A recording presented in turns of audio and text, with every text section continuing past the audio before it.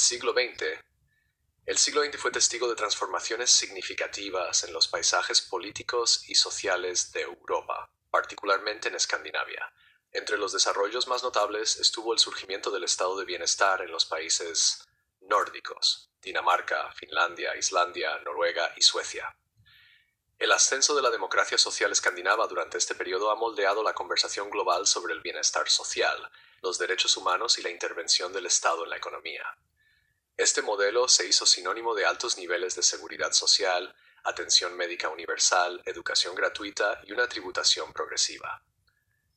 El estado de bienestar en Escandinavia no es solo una respuesta a los desafíos económicos, sino también un testimonio de los valores profundamente arraigados en la cultura y la política de solidaridad social, igualitarismo y justicia social. Orígenes de la democracia social escandinava. Las raíces de la democracia social escandinava pueden rastrearse hasta finales del siglo XIX y principios del XX. En ese momento, estos países experimentaban una rápida industrialización y urbanización, lo que provocó cambios profundos en la sociedad. Con la expansión de las ciudades y el aumento de los trabajadores industriales, surgió una creciente conciencia sobre la desigualdad social y las dificultades económicas de la clase trabajadora. El movimiento obrero comenzó a tomar forma, con la creación de sindicatos y partidos políticos que abogaban por los derechos de los trabajadores. En Suecia, el Partido Socialdemócrata Sueco, SAP, fundado en 1889, se convirtió en una fuerza poderosa en la promoción de reformas sociales. De manera similar, los socialdemócratas daneses, Socialdemokratiet, y el Partido Laborista noruego, Arbeiderpartiet, surgieron en la misma época, abogando por impuestos progresivos, sufragio universal y mejores condiciones laborales. Estos partidos fueron fundamentales en la configuración del discurso político sobre el estado de bienestar, promoviendo políticas que garantizarían una vida mejor para todos los ciudadanos, no solo para la élite rica. La influencia de la teoría marxista fue significativa, aunque no absoluta, en la conformación de los primeros objetivos políticos de los socialdemócratas escandinavos. Sin embargo, a diferencia de otros países europeos, los socialistas escandinavos fueron más pragmáticos y se centraron en reformas graduales dentro del marco capitalista existente, en lugar de abogar por una completa aniquilación del capitalismo. Este enfoque se conoció como el tercer camino, o camino intermedio entre el capitalismo y el comunismo, y resultó ser una característica esencial del estado de bienestar escandinavo. El periodo de entreguerras, semillas del estado de bienestar. Los años de entreguerras fueron una época de dificultades económicas, inestabilidad política y creciente malestar social en toda Europa.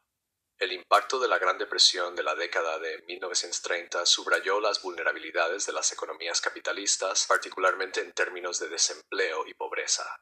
Los países escandinavos, que tenían poblaciones y economías relativamente pequeñas en comparación con sus vecinos europeos más grandes, comenzaron a experimentar con nuevas formas de gobernanza con el fin de mitigar los efectos de la depresión.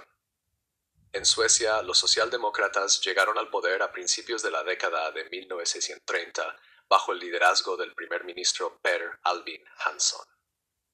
Su gobierno introdujo el concepto del hogar del pueblo, Folkhemmet, una visión de una sociedad en la que el bienestar social y la seguridad económica fueran accesibles para todos los ciudadanos. El proyecto Folkhemmet se basaba en la creencia de que el Estado debía actuar como garante de la igualdad y la justicia social. Este proyecto se centró en la atención médica universal, el seguro social, la vivienda pública y la tributación progresiva. La visión del estado de bienestar de Hansson más tarde se convertiría en un modelo para otros países escandinavos. En Dinamarca, el entorno político de la década de 1930 también era propenso a reformas socialdemócratas. El gobierno danés introdujo seguros de desempleo, pensiones para la vejez y diversas otras medidas de bienestar social para amortiguar los efectos de la crisis económica global. Estos primeros pasos hacia un estado de bienestar integral no fueron tan extensos como los de Suecia, pero sentaron las bases para el desarrollo futuro. Noruega, durante el mismo periodo, experimentó una transformación similar. El Partido Laborista, bajo la dirección de Johan Nygaardsvold, se convirtió en la fuerza política dominante después de la década de 1930.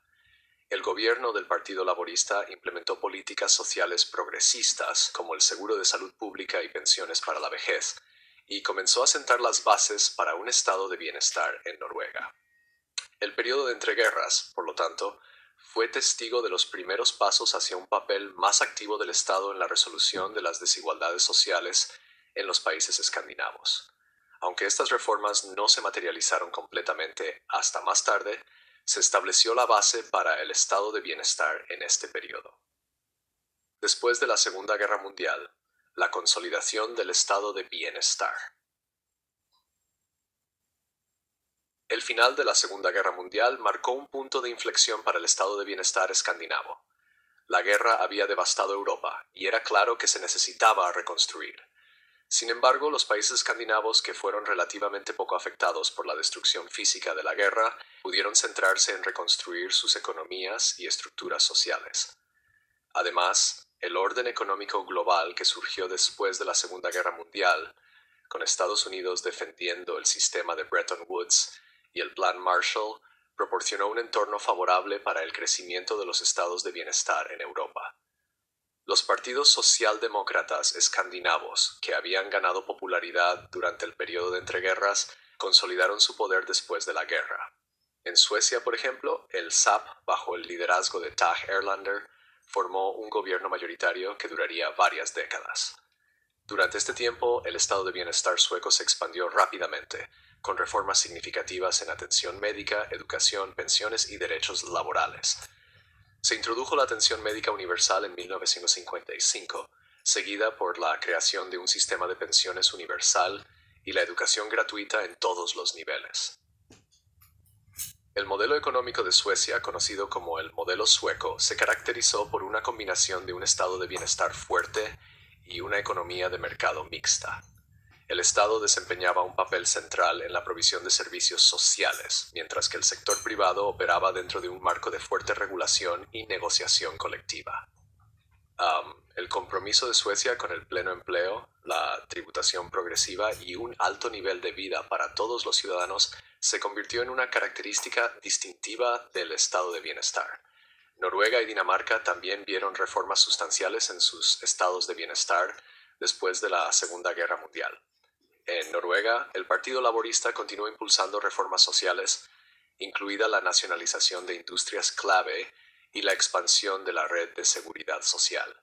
Dinamarca también adoptó políticas que promovían la igualdad económica, como el establecimiento de atención médica universal y la ampliación de los programas de seguro social. Finlandia, que había sufrido enormemente durante la guerra y tuvo que lidiar con la influencia de la Unión Soviética, también emprendió un camino hacia la democracia social.